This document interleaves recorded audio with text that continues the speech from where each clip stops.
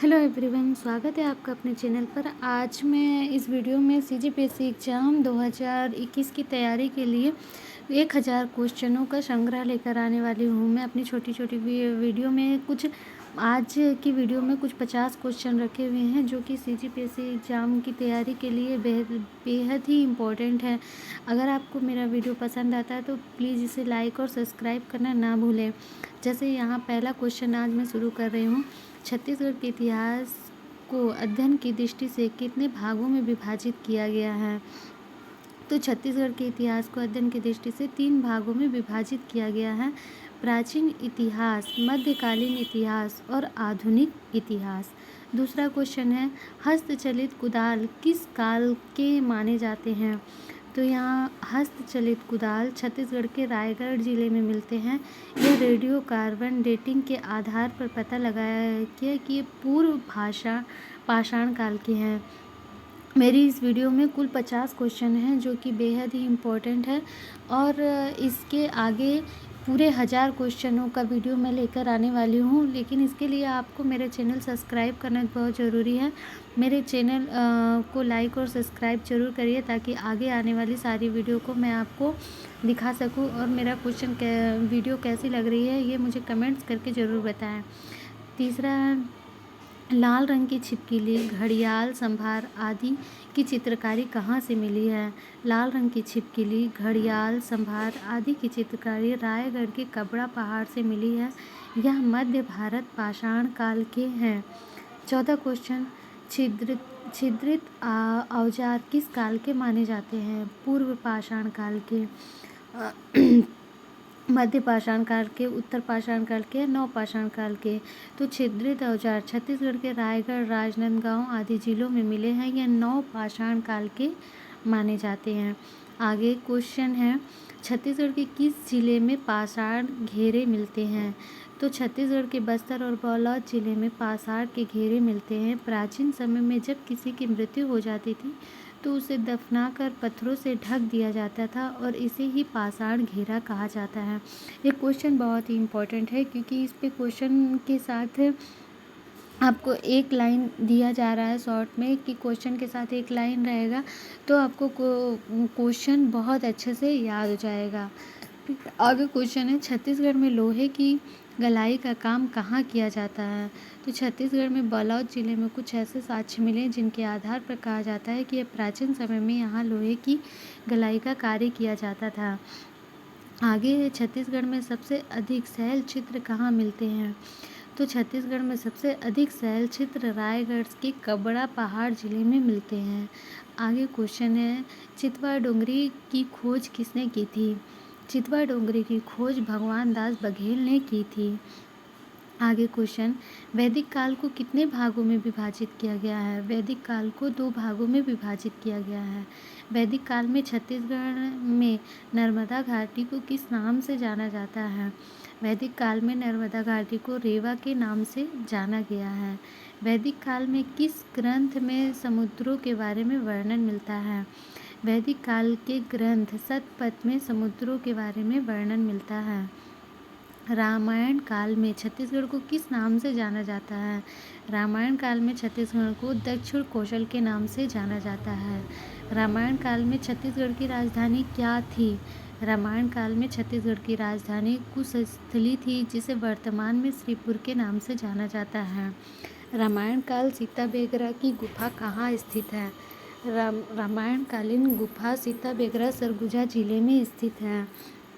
रामायण कालीन माता सबरी का आश्रम कहाँ है? रामायण कालीन माता सबरी का आश्रम शिवरी नारायण जांजगीर जिले चांपा में है। मैं सीजीपीएससी एग्ज़ाम 2021 की तैयारी के लिए हर किताब और हर जगह से ऐसे क्वेश्चनों का संग्रह ढूंढ रही हूँ जो पिछले कई सालों से लगातार सीजीपीएससी एग्ज़ाम में पूछा जा रहा है। ये क्वेश्चन भी मैं कुछ नोट्स से तैयार करके लाई हूँ।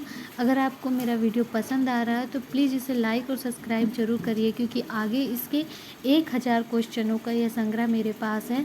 अगर आप चाहते हैं कि मैं ये पूरे 1000 क्वेश्चन का आपके वीडियो के माध्यम से संग्रह आप तक पहुँचाऊँ तो प्लीज़ चैनल को सब्सक्राइब ज़रूर करिए। आगे वाल्मीकि जी का आश्रम कहाँ है? वाल्मीकि जी के आश्रम में लौह कुश का जन्म था। यह आश्रम तुतुरिया जिले बलौद में है। ये क्वेश्चन भी वेरी इंपॉर्टेंट है। माता सीता का अपहरण कहाँ से हुआ था?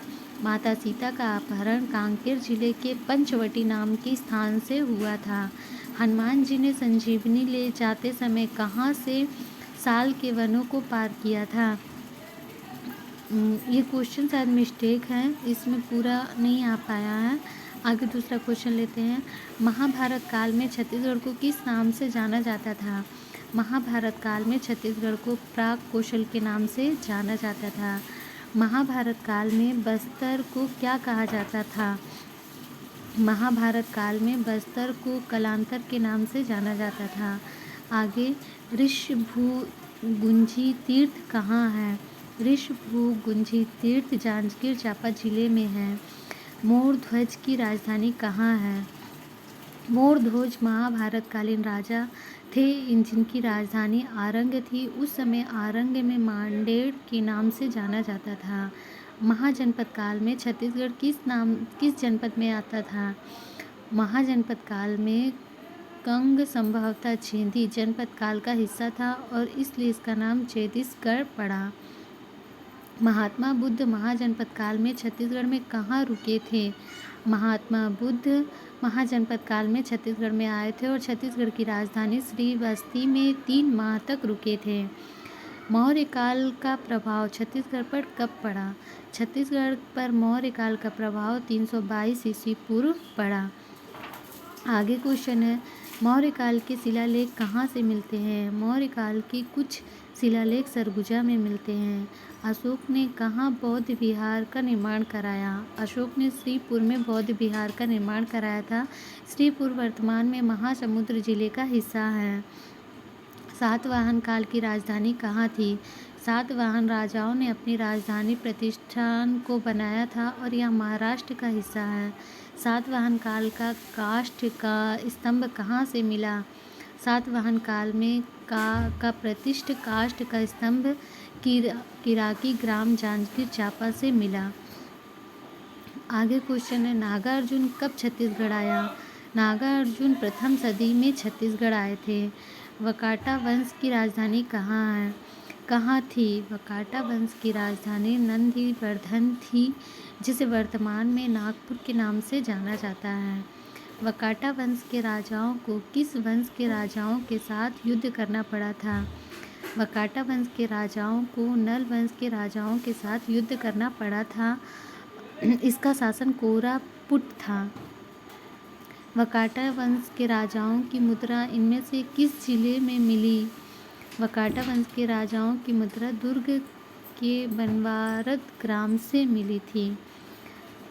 विक्रमादित्य का मयूर सिक्का कहाँ से मिला? विक्रमादित्य एक गुप्त वंश के राजा थे। इसका मयूर सिक्का आरंग से मिला। गुप्त काल का सबसे समृद्ध नागर कौन सा था?